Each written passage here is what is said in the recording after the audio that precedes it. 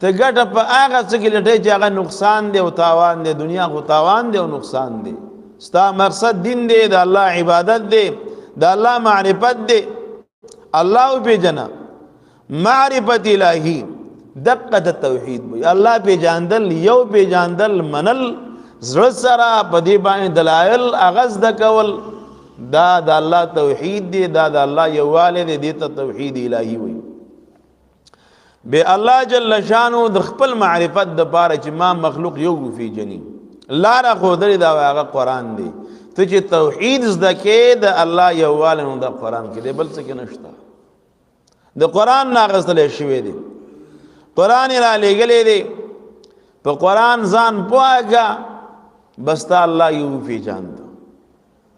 نو عقیده دا به د قرآن نه اخلي، ځکه د عقیدې کتاب قرآن کریم دی. د قرآن نه به د عقیده اخلي. د دې وجه نه پیغمبر صلی الله علیه وسلم څه وایي؟ اللهم لا احصي ثناء عليك انت كما اثنيت على نفسك. یا الله تا چې د خپل ځان څنګه صفت کړې دی هغه شان ته زنه شم کولې.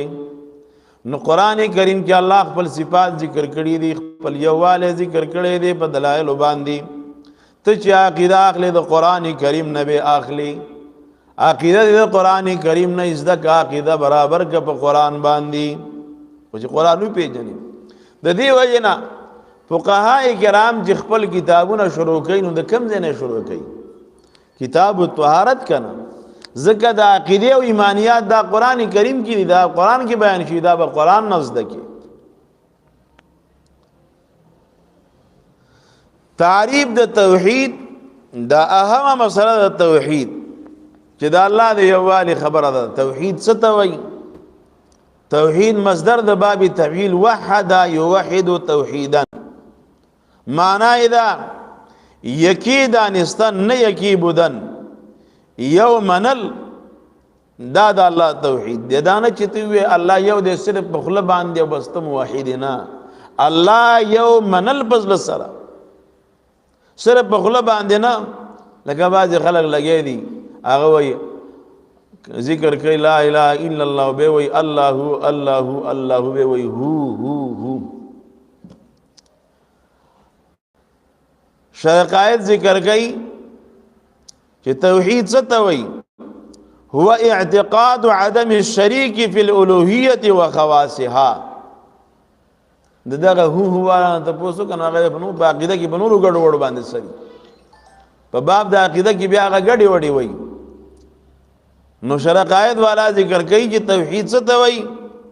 هو اعتقاد عدم الشریک فی الالوهیة وخواصها. توحید دې ته وایي دا عقیده ساتل چې د الله سره شریک په ذات کې، په الوهیت کې، او لیس کذاته ذات،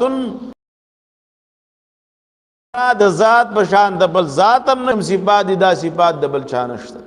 دې ته توحید. دارنګي بل تعبیر توحید څه ته وایي؟ ایمان الله وحده لا شریک له. په یو الله ایمان چې هغه یو دی، دا هغه شریک نشته دی.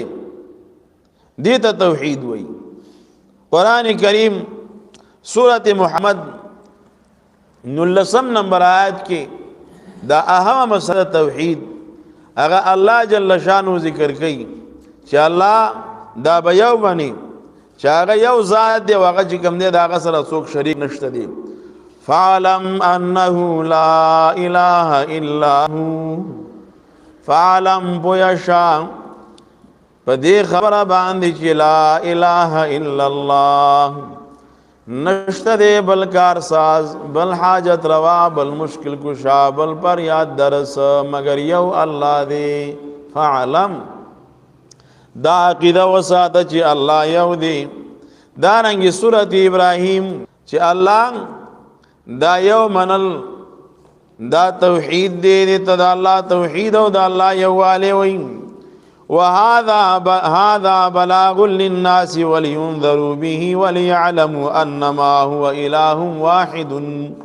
وليعلموا چې پوهه چې دا خلق بدی باندې او دا عقیده وساتي انما هو اله واحد، یقینا الله یو ذات دی. حدیث کې مرضی پیغمبر صلی الله علیه وسلم ذکر کئی من کان آخر کلامه لا اله الا الله دخل الجنہ. د چا چې اخرنۍ خبر